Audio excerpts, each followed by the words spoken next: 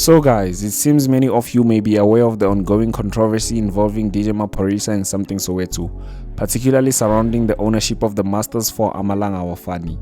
Recently, Samthing Soweto has spoken out, revealing surprising insights about his album and clarifying long-held misconceptions. For a while, it was widely believed that DJ Maphorisa was the producer behind Samthing Soweto's debut album, Pity Pity. However, Samthing Soweto has now publicly stated that Maphorisa did not actually produce the album.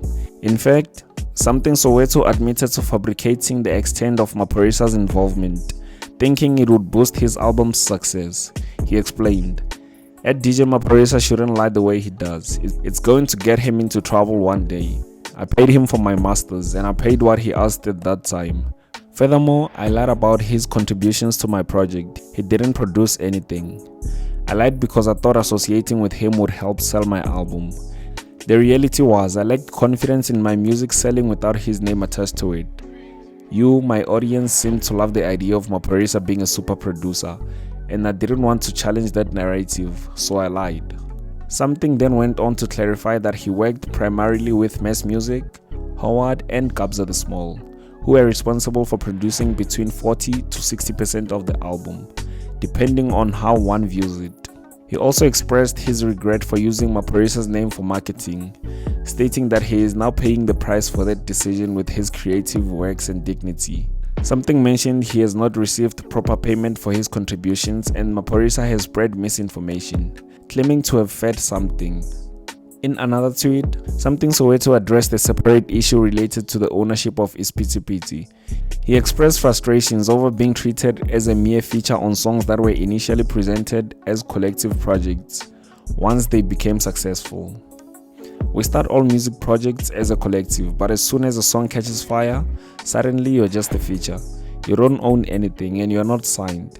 No one has ever paid me a feature fee. I don't play with my masters. He also hinted that more will come regarding the Amalaga Awafani issue, promising that the work is being done behind the scenes to solve the matters. And guys, this situation bears similarities to a controversy involving Mlindo the vocalist's album, Emakhaya. It was also believed that Maphorisa produced that entire album, but Howard, the actual producer, revealed on Podcast and Chill that he wasn't even credited on one of the album's biggest hits, I'm a Blesser, and that he never received compensation for the song. And here's what he had to say about it. Go just off rap a bit. Who else have you ghost produced for? I produced for Lindo's album. Emakhaya. Emakhaya album. Wow. Yeah. Wow. Mas helped me on it. Mas Musiq. Yeah. DJ Maphorisa, obviously he made the beats. You know, I composed together with Mlindo the songs. The music. Yeah, the music. The two of us. Just the two of us in studio. From I'm a Blesser. I'm not credited on it. Never got paid on it. Nothing. Whoa. Do you understand what that is? Make sense from that I'm a album? Blesser. Or the I'm a Blesser. I'm a Blesser. No, I'm not on the song. Ooh. I'm not on the song. It was myself and Mlindo, the two of us in studio when we made that thing. Did you ask him, like, take it up with him? Uti, what's going on? Yeah, we've had chats, you know. Verbal agreement. But even you sound like you weren't following up on your own money. You can't just have chats. Was, dog. I mean, if you knew what kind of a person I'm dealing with, it's what kind of a person? Make us know. We don't know. It's deep. It's deep. So you know how Pori is. Pori is a very chilled nigga. He doesn't talk much, you know. And confrontations. Yeah, he's a chilled guy.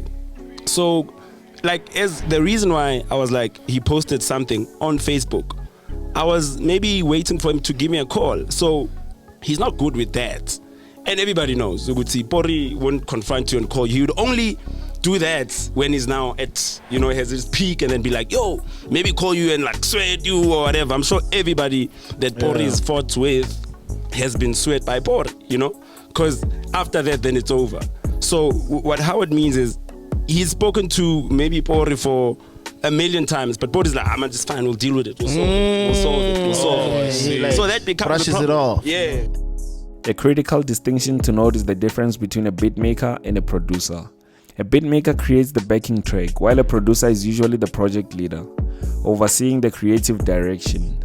This distinction seems to have been blurred in the cases of both Samthing Soweto and Mlindo. with Maphorisa benefiting from being portrayed as the primary producer of their debut albums. Some might argue that Maphorisa provides artists with significant exposure, which makes it easier for their music to gain traction. Samthing himself admitted that he doubted his music could succeed without Maphorisa's involvement, which sheds light on why Maphorisa may demand a portion of the earnings. After all, his name carries weight in the industry. However, the broader question remains, does this justify his actions? Is it fair for him to exert so much control over other people's music? Or is he simply playing the role of a savvy businessman? As fans of the music, it's worth reflecting on both sides. What are your thoughts? Is Maphorisa leveraging his influence in an unfair way? Or is he justified in seeking control over projects he's involved in? Share your opinions below. And that brings us to the end of the video. If you enjoyed it, please give it a thumbs up and subscribe to the channel for more content. Until next time, peace out. Perfect.